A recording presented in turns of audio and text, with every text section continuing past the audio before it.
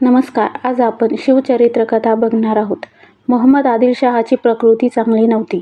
शाह अर्धांगवायूसारख्या विकारानं लुळापांगळा झाला होता. त्याची तब्येत ढासळत होती. त्याचवेळी गोलघुमट या प्रचंड इमारतीचं बांधकाम उंच उंच चढत होतं. लवकरच ते पूर्ण होणार होतं. आपल्याला हे माहिती आहे ना की गोलघुमट ही इमारत म्हणजे याच मोहम्मद आदिलशहाची कबर.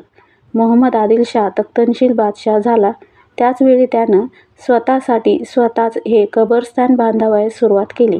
निष्णात वास्तुकारागिरांनी ही इमारत बांधली. उच्चारलेल्या वा उमटलेल्या ध्वनीचे अनेक प्रतिध्वनी या घुमटात घुमत होते.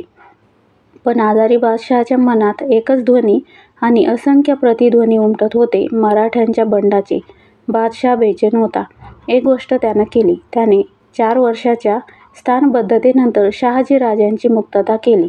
शहाजीराजे दक्षिण कर्नाटकात आपल्या जहागिरीवर रवानाही झाले. म्हणजेच शिवाजीराजांच्यावरचं असलेलं दडपण आणि चिंता एकदम भिरकावली गेली. स्वैरसंचार करावयास हे शिवाजीराजे नावाचे वादळ मुक्त झाले अन सुसाट सुटले. गेल्या 4 वर्षात राजांनी आदिलशाहीविरुद्ध बोटही उचलले नव्हते. ते एकदम 5,000 स्वारांचं लष्कर घेऊन स्वराज्यातून म्हणजेच राजगडावरून थेट कर्नाटकाच्या दिशेने सुटले. कर्नाटकाच्या उत्तर भागात मासूर या नावाचं एक जबर लष्करी ठाणं होतं. शिवाप्पा नाईक देसाई हा शाही ठाणेदार मासूरच्या किल्ल्यात होता. शिवाजीराजांचा भयंकर वादळी हल्ला या मासूरवर अचानक धडकला. त्या शिवाप्पा नाईकाला स्वप्नातही कल्पना नसेल की ही मराठी चित्त्याची झडप आपल्यावर येईल. कारण मासूरपासून शिरवळपर्यंत सर्व मुलूक आदिलशहाचा होता. या एवढ्या मोठ्या प्रदेशात सर्वच ठाणी आदिलशहाची. सातारा, कराड, मिरज, कागल, चिकोडी, तेरदळ इत्यादी सर्व ठाण्यांना टाळून शिवाजीराजांनी थेट मासूर गाठलं होतं. शिवाप्पाची अक्षरशः दाणादाण उडाली. त्याची फौज उधळली गेली. तो पळून गेला आणि महाराज हा तडाखा देऊन तेवढ्यात झपाट्यानं पुण्याकडे पसार झाले. मासूर त्यांनी आपल्या ताब्यात ठेवलं नाही, लुटलं नाही, मधल्या कोणत्याही ठाण्यावर हल्ला किंवा कब्जा केला नाही.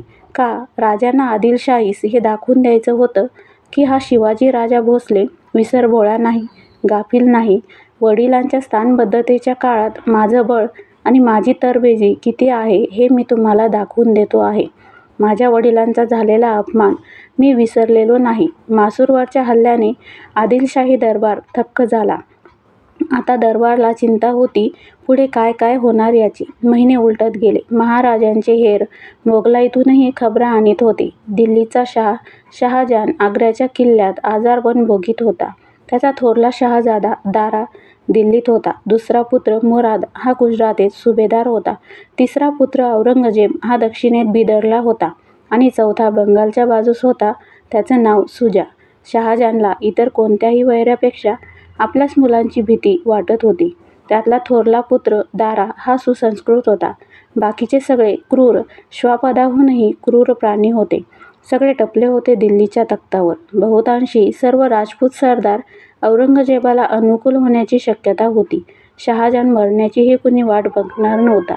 बंडासाठी जो तो तोफा बंदुका ठासून तयार होता. खरं म्हणजे परिस्थिती अशी होती की दारुगोळ्याचं कोठारच उडवावं तसं बंड करून राजपुतांना दिल्लीस ताब्यात घेता आली असती. क्रांती. पण या राजपुतांना क्रांतीपेक्षा बादशहाशी असलेली आपली नाती जास्त मोलाची वाटत असावीत. राजपुतांच्या मनात क्रांतीचे म्हणजे स्वातंत्र्याचे विचार येतच नव्हते. त्यांच्या अंतःकरणात क्रांतीचे विचार प्रेरित करणारी एकही जिजाबाई राजस्थानात जन्माला आलेली नव्हती. इतर कुठूनही क्रांती यावी. क्रांतीची आयात आणि निर्यात कधी करता येत नाही. ती उगवावी लागते स्वतःच्याच मेंदूत. मग ती उतरते हृदयात, मग ती शिरते मनगटात आणि मग ती प्रकट होते तलवारीच्या पात्यातून. शिवाजीराजांना ही उत्तरेची ओळख पुरेपूर झालेली होती.